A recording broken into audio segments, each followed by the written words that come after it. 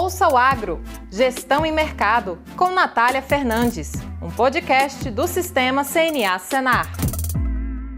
Olá, começa agora mais um episódio do podcast Ouça o Agro, Gestão e Mercado, seu podcast sobre mercados agropecuários e gestão de custos e riscos de preços em negócios rurais. O episódio de hoje nós vamos falar sobre distorções do mercado e os novos preços de referência de feijão. Eu sou a Natália Fernandes, coordenadora do Núcleo de Inteligência de Mercado da CNA, e comigo estão hoje dois convidados. Lucílio Alves, que é pesquisador do CPEA. Seja bem-vindo, Lucílio. Obrigado, Natália. Um prazer estar com vocês. E o consultor Vlamir Brandalize. Seja muito bem-vindo. Obrigado pelo convite, Natália. Bom, estamos aqui para falar de um mercado, que os preços oscilam bastante. No Brasil tem 3 safras em diversas regiões do país. E também nesta semana de 20 de outubro de 2024, um evento realizado aqui na CNA, um pequeno evento, para o lançamento de preços de referência do setor.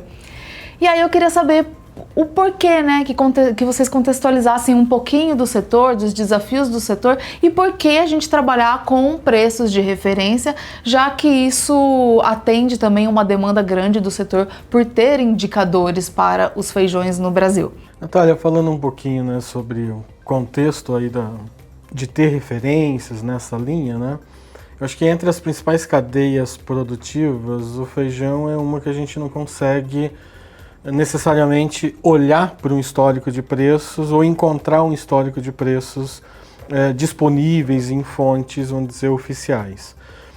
E esse é um problema do ponto de vista de avaliar comportamentos, de olhar históricos e, o mais importante, de olhar a publicidade da informação e, com base nisso, os agentes tomarem as suas decisões. Então, esse processo de acompanhamento de preços e uma divulgação com uma metodologia pública, que é essa parceria da CNA com o CPEA, vem nesse contexto. É algo que a gente já vem discutindo há 10, 11 anos, mas que ganhou força aí nos últimos 15, 18 meses propriamente, com vistas a gente conseguir publicar diariamente médias de preços regionais para tipos de produtos diferentes. Para reduzir a simetria. A partir do momento que a gente publica esses dados, via CNA, via CPEA, os agentes olham esta evolução, ajustam seu plano de negócios e, o mais importante, isso fica disponível para pequenos, para médios, para grandes agentes. Não fica uma informação restrita para um tipo específico. Então, ao longo do tempo, é o que a gente chama de redução da simetria. Talvez isso ajuste os poderes de mercado ao longo do tempo e, o mais importante, que permite também avaliar políticas públicas de forma geral, incentivos para o setor e etc. Então, eu acho que é isso que está num pano de fundo, vamos dizer assim. Toda a cadeia ganha, mas para o produtor é muito relevante que ele tenha referência de preços, até porque no feijão tem uma forma de comercialização bastante específica, de uma comercialização do produtor mais curta em relação ao tempo de colheita. Então, Brandalize, eu queria ouvir a sua visão em relação a essa parte de comercialização e como isso vem atender um pouco essa questão, essa especificidade da cadeia do feijão. Olha, nós estamos num momento em que a cadeia do feijão está em franco crescimento e o mercado global está se abrindo muito para o feijão brasileiro. Então, até ali na minha apresentação, agradeci muito o Lucílio, porque é um trabalho árduo e complicado, mas eu fiz um paralelo porque hoje nós aqui estamos criando a Bolsa de Chicago do feijão, porque a Bolsa de Chicago foi criada em 1848 para padronizar, para ter parâmetros para o produtor, para o comprador. E agora a gente vai ter parâmetros para o feijão carioca, feijão preto. E a partir daí tem os números. Isso vai ajudar o produtor a ter a noção de quanto estão os números, vai ter um número de credibilidade, vai dar condição para a indústria que vai empacotar, fazer negócio com o varejo, com o supermercado para esse mês, para o mês que vem, porque ela já tem uma noção de valores. No médio e longo prazo nós vamos ter o ciclo e vai ter a ideia dos valores que vão flutuar. Tudo isso é importante porque nós vivemos num momento em que o mundo precisa de previsibilidade de longo prazo, porque a gente vai precisar de volume. E são produtos que vão ser consumidos sempre.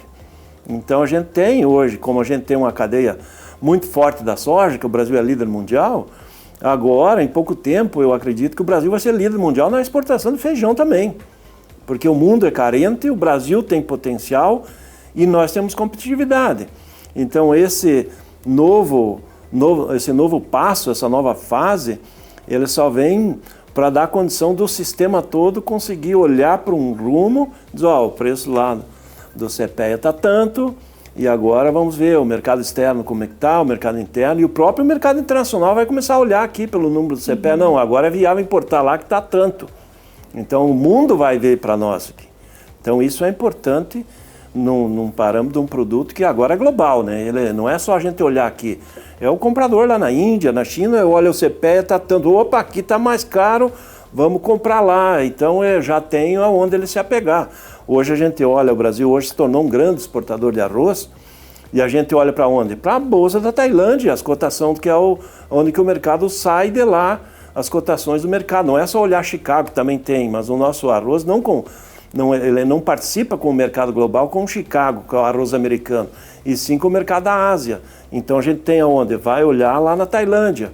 E aqui agora o mundo vai olhar o mercado do feijão aqui no Brasil. É uma coisa que vai evoluir rápido e é importantíssimo para nós.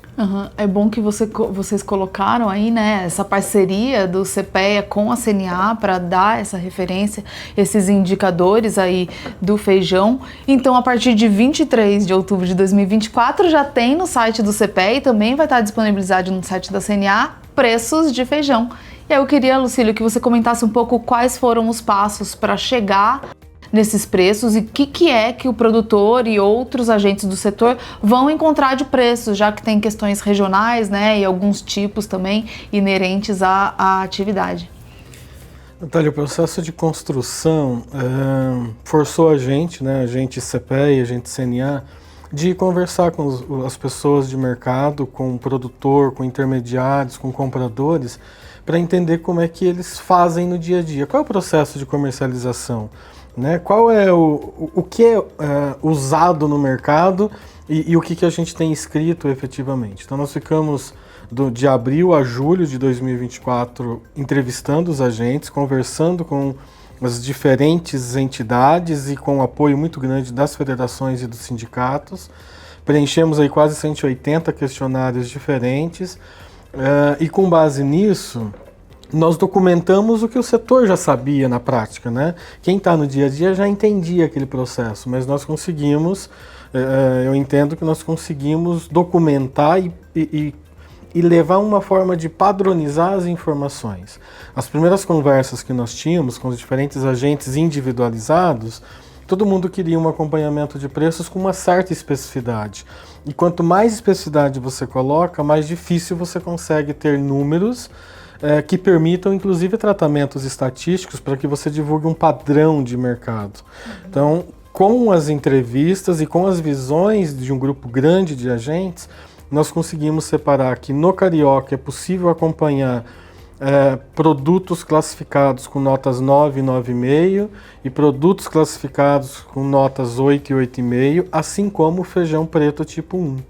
Fizemos um pré-teste desde o início do mês de agosto, vimos que dessa forma era possível, e aí sim, a partir da data de hoje, está disponível na página do CPEA e na página da CNA preços regionalizados.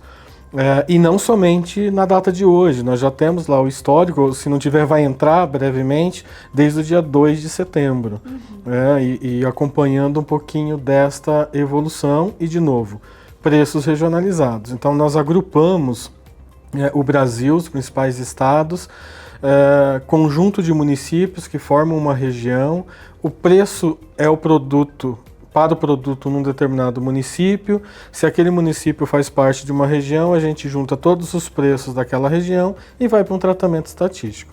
Então a gente não divulga a ponta vendedora, a ponta compradora, não estamos divulgando máximos e mínimos, e sim um comportamento médio dos negócios em cada dia, para que os agentes entendam, na média, para onde o mercado está indo. De novo, Sempre tem e sempre terá agentes negociando acima e abaixo dessa média. Então é importante que as pessoas entendam que isso é a média mostra uma tendência e não exatamente o preço daquele seu negócio. Né? Se as pessoas olharem aquela média, ele vai dizer, isso não representa o que eu negociei. Não, mas é a média de quem negociou, qual foi o padrão dele. Tem uma questão também que você começa a conseguir identificar diferenças regionais, né? Desse preço. Você está falando de um mesmo tipo, vai ter uma diferença entre uma região e outra, e aí é um ganho mesmo para a cadeia, né? Para os produtores, para o desenvolvimento em tecnologia, qualidade, depois a questão de oferta mesmo daquele produto, né? Oferta e demanda na região, para começar a entender onde há outros gargalos que podem ser trabalhados pelo setor. O primeiro ponto é, os agentes entendem aquelas médias regionalizadas como válidas? Entendemos. E primeiro, a gente está lançando e o mercado vai ter que, ao longo do tempo, absorver isso. Então, está sendo certo ou a gente precisa fazer algum ajuste? Estamos numa curva de aprendizado, estamos começando. A partir das séries históricas, realmente, a gente vai conseguir entender diferenças de valores e, na sequência, as motivações. E aí, né, o que o mercado entende como motivações relacionadas à oferta, demanda, mercado internacional e assim por diante. E Brandalize, o Lucílio comentou sobre ter, então, no momento, feijão carioca e preto. O Brasil produz vários tipos de feijão, né? Queria que você falasse um pouco de como que a sua avaliação sobre o mercado atual, né? Cenário atual do Brasil, as regiões produtoras, quais são os tipos de feijão e também internacional. Para quem está ouvindo, a gente não entende muito bem desse setor, que é tão relevante, né? O feijão faz parte do nosso dia a dia no prato do brasileiro. Se a gente viaja para fora, sente até um pouco falta desse combinado de arroz e feijão. Mas entender a sua visão, então, sobre esse cenário nacional e internacional. Olha, com relação aí o trabalho tem que começar com uma base. Eu acho que foi importante aí, no caso, selecionar os produtos mais importantes e de maior volume, né? O preto e o carioca, dois tipos, né? O mercado global, ele basicamente é o preto e os demais, mas, que nem eu comentei, logo nós vamos colocar esse carioca também no mercado global, porque ele não é conhecido. Como muito produto que não era conhecido aqui, hoje a gente consome. Pega uma chia, ou produtos que vem da Ásia. E tem alguma questão de qualidade que faz com que o mercado internacional... o mercado também ele vai definir. Eu acho que é muito importante o indicador de valores, porque o indicador de valores já começa trabalhando pelo médio teto. Até o pessoal abordou lá, por que não tem o 7? Não, porque a gente não quer fazer produto ruim. Não é que seja o 7 seja ruim. A questão é que você tem que valorizar o produto de nível comercial e ótimo. E aí estimula o produtor que vai ver na CNA ali, ó, a cotação está tanto. Se eu não colher esse padrão ali, eu não vou pegar aquele preço, vai ser, o cara vai lá e ele vai fazer o preço que ele quer. E é assim que funciona. Então, além disso, o indicador ele vai dar condição de estímulo ao produtor produzir melhor com qualidade, melhor com produtividade, para ele manter aquele padrão. Feijão preto é tipo 1, então tem que fazer. Então, além de ser o número, que é a referência, ele é um fator de estímulo na produção, e o mercado global vai ver de fora, diz, não, mas aquele produto que tem lá é um produto de qualidade. Então, porque no passado a gente importou feijão da China, quando a China foi o grande exportador mundial, mas chegava com qualidade péssima, porque não tem um valor de qualidade. Não, é feijão preto, tá quanto? Tanto, então eu quero. Só que esqueceu que existe qualidade de produto final.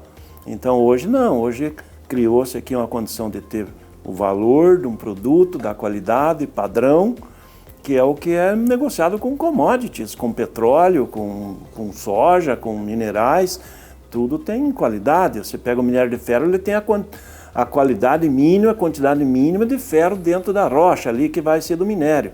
Então nós estamos criando uma condição que foi aí, que o CPEA desenvolveu, que eu acho que nós criamos a roda do mercado do feijão agora. Então isso é fantástico. Hoje é um dia, para mim, um dos melhores dias da história que eu acompanho em todos os mercados, porque a gente está criando uma novidade importante de um produto que produz em todos os estados do Brasil. Ou seja, é um produto importante que vai ser para o mundo uma referência e hoje nós temos espaço lá fora. E os demais, que nem você citou, o rajado, o vermelho, certamente ele vai vir aí atrelado a esses, porque daí ele vai vir com um prêmio positivo, como tem hoje na soja, tem em Chicago, mas a gente não trabalha com o valor exato de Chicago. Então, conforme o mercado, nós temos a soja com mais proteína que a americana. Então, nós temos um prêmio melhor. Então, você paga mais por isso. Então, eu quero um rajado, que daí o rajado eu vou pagar um prêmio de R$100 a mais a saca. O branco, eu pago R$200 a mais a saca. Porque o carioca está tanto, o preço está tanto, daí você tem a base de negociação ali. Então, você pode pagar mais. Se você tiver um excesso de um vermelho, por exemplo, que o mercado mundial esteja lotado, então, não, mas o vermelho está tanto, então eu só consigo pagar a base do carioca, mas tem a base, porque antes o comprador diz assim, ó, eu faço qualquer valor, agora não, agora você tem os dois lados, o produtor tem uma base da negociação, o comprador tem uma base da negociação, e aí ele vê a base de demanda quanto ele pode repassar para frente, então se criou um fator muito importante, né? Então, esses balizadores de preto e carioca, para mim, já acho que é o suficiente, o resto vai andar por si só através desses. Como que vocês avaliam, assim, o feijão é um produto básico da cesta básica, né? E o produtor quer sempre melhorar a sua qualidade, agregar valor, ele precisa ter os seus resultados dentro da propriedade, a atividade tem que ser viável, né, economicamente. Como que vocês avaliam que esses indicadores, essas referências e o setor pode evoluir para que haja uma valorização para o produtor, né, do que ele está fazendo, que ele tenha uma valorização e que também o mercado consumidor tenha maior acesso? Porque a gente tem que pensar nisso, né? A gente quer um consumo crescente e também uma oferta crescente e um aumento da renda pelo produtor. Então eu queria ouvir um pouco da visão de vocês em relação a essa perspectiva e o que pode ser feito para o produtor ganhar dentro da propriedade e também para a gente ver uma ampliação de acesso pelo consumidor. O que eu vejo, Natália, primeiro ponto, que ao longo do tempo o feijão está entrando em produtores mais especializados, como aqui o Brandalize, como exemplo aqui. Em que sentido? O feijão é uma cultura, primeiro ponto, de difícil crédito. Hoje, uma cultura em que a comercialização, você só vai saber o preço no dia ou no dia seguinte à colheita e com uma visita de algum intermediário. Você não consegue hoje ter uma previsibilidade. Não tendo previsibilidade, não é para qualquer produtor. Então é um produtor que está com uma situação financeira relativamente equilibrada, que tem condições de apostar um percentual da sua área, apostar entre aspas, com feijão. Em que sentido? Que se as condições de preços forem boas, ele faz uma renda que talvez vira crédito para a cultura seguinte. Se a situação financeira de preços não for boa ou ele tiver alguma intempérie que perder, talvez não necessariamente tenha um impacto tão grande na situação financeira da propriedade e do produtor. Então, esse ponto faz com que, agora, tendo uma referência, primeiro que a gente pode, ao longo do tempo, o mais importante, começar a aparecer contratos a termo, que seja algo que a gente não acha adequado, mas que seja um contrato para daqui a 3 meses com base na média de mercado. Que acontece isso em muitos produtos. Eu quero o seu produto, se for nessa quantidade eu te pago daqui a 3 meses a média, por exemplo, do CPEA em tal região. Eu não sei se aquilo vai estar para cima ou para baixo, mas ele pagaria uma média. Ou que possa fazer um contrato, se o preço hoje está em 200, olha, vamos fazer um contrato, mas eu quero 250. Mas ele tem um ponto de partida. Tá? Então, eu acho que o feijão está exatamente numa fase de transição, de características de produtores e levando isso até os compradores. E quem sabe, ao longo do tempo, a gente tenha mecanismos melhores, inclusive de créditos e assim por diante. E a partir do momento que a gente consegue ter essa previsão do produtor com o atacado ou com o beneficiador, isso vai subindo os elos da cadeia com o atacado e com o varejo como um todo. Acho que essa é uma evolução que a gente espera para a cadeia, não é de 2024 para 2025, é ao longo dos próximos anos. E pelo que você falou de forma geral, então esse produtor ele tem que ter uma gestão ali da sua propriedade ele tem que conhecer o processo de gestão mesmo, né? para ele tomar a decisão? Até porque se a gente fala de 3 safras, ele também tem que estar de olho nas informações de uma safra que veio antes para saber como que está a oferta, demanda também se esse produtor já está apto, né, para exportar o seu produto na qualidade, mas tem aí um processo de gestão que se ele tiver maduro, esse produtor realmente, assim como todas as atividades, vai conseguir se manter melhor. O Brenda Lise sabe isso muito mais prático do que a gente vai até chegar nisso para ele mas mostrar. Nesse sentido, como o ciclo do feijão é muito curto, 90 dias, é possível entrar o feijão dentro dos sistemas de produção de uma forma muito tranquila, e especialmente para os produtores do Cerrado que têm irrigação, né? Ou produtores do Paraná em que tem condição climática mais favorável. Brenda Lise, acho que é o momento de você trazer o seu exemplo, então, como produtor, né? O que você considera relevante ou o que você faz na sua propriedade que pode servir de exemplo para outros produtores? Olha, eu acho que nem eu agradeci o Lucílio pela criação, né? Porque sempre a gente teve problema com relação a ter base de valor, né? Porque quando você colhe primeiro, o primeiro comprador chega e ele faz o preço que ele acha que vale. Você não tem nenhuma base de valor de lugar nenhum. Ou você está colhendo no meio, ele vai dizer que todo mundo tem e não tem valor. Então você não tinha uma base. E outro fator importante desse aí, que a gente agora tendo os números, a gente vai cada vez melhorar as tecnologias de produção, porque os números eles já vêm, que eu já citei, né? Padrão de qualidade boa. O que isso traz? Eu vejo, essa é uma evolução que eu vi também, eu tenho o privilégio de ter acompanhado a agricultura brasileira, aconteceu com o milho. O milho no passado, uma boa parte do milho era plantado com milho grão, do paiol que chama. Hoje 100% é semente. Então hoje você tem a rastreabilidade desse milho. O feijão no mercado mundial vai ter que ter rastreabilidade, então vai ter que ser baseado em semente, e automaticamente o produtor vai ver que ele plantando semente, fazendo tecnologia, fazendo as aplicações, o tratamento da lavoura como deve ser feito, ele vai ter produtividade de 3, 4 mil quilos, hoje a Embrapa mostrou 5 mil quilos, 5.500 quilos por hectare, nós já chegamos nesses níveis na nossa propriedade de alta tecnologia. E aí o produtor vai ver que ele produzindo aí com 38 a 45 dólares por saca, fazendo um paralelo, ele dá rentabilidade para a propriedade e ao mesmo tempo ele chega a 5, 6 reais para o consumidor, que é um valor justo para toda a cadeia. Porque não adianta eu investir numa tecnologia baixa, semente própria, colher 1.000 quilos por hectare, que se eu vender ele a 60 dólares, às vezes não cobre o custo, porque existe um monte de custos extras que não é só a semente.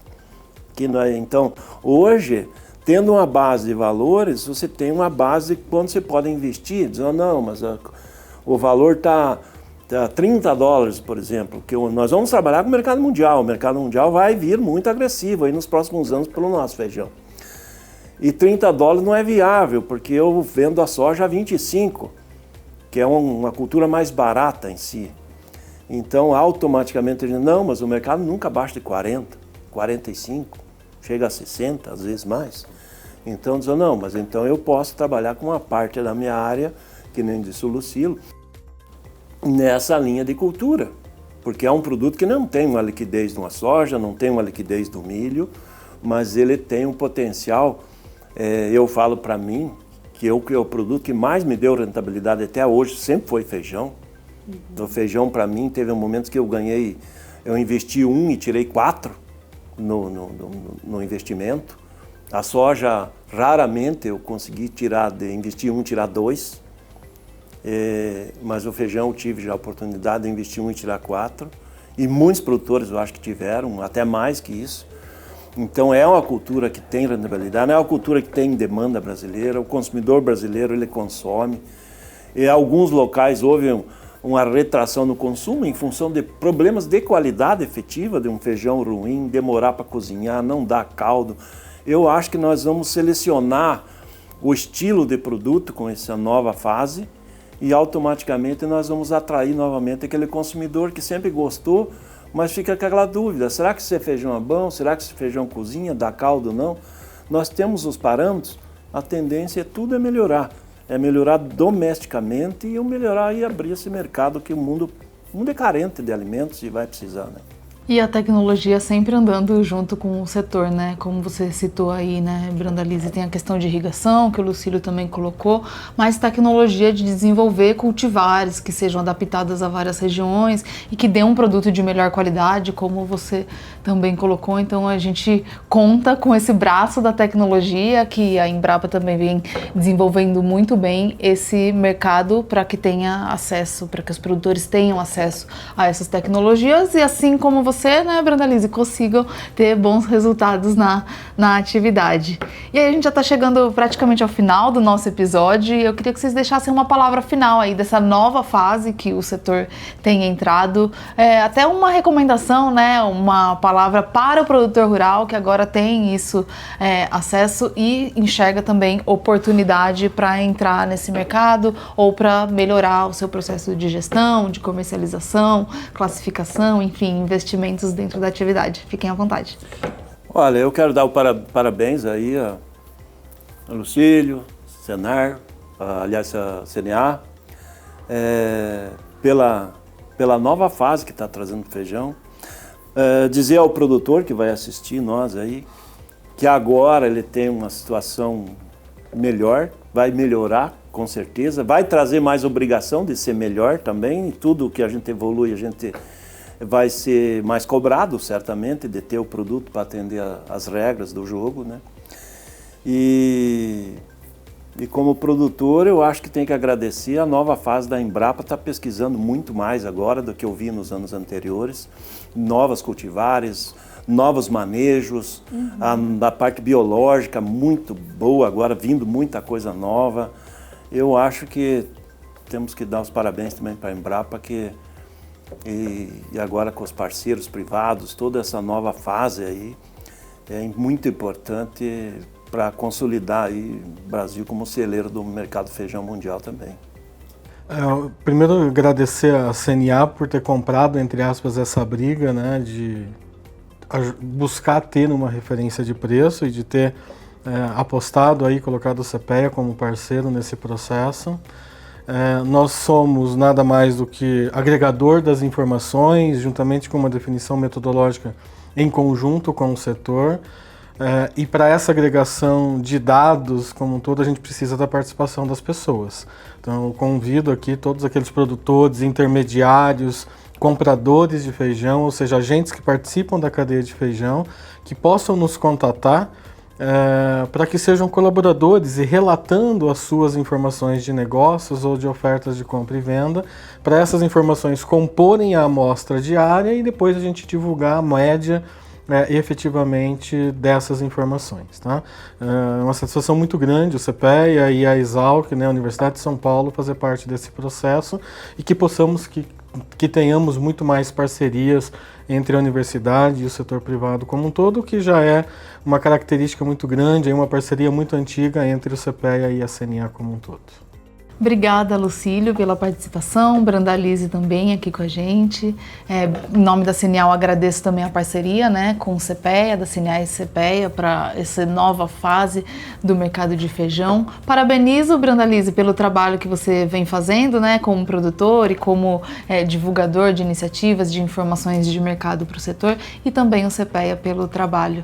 E aí a gente fica aqui todos torcendo, né, para que cada vez mais gente que se interesse fortaleça essa iniciativa do indicador e passem a acompanhar, então, esses preços de referência, tanto no site do CPEA como da CNA.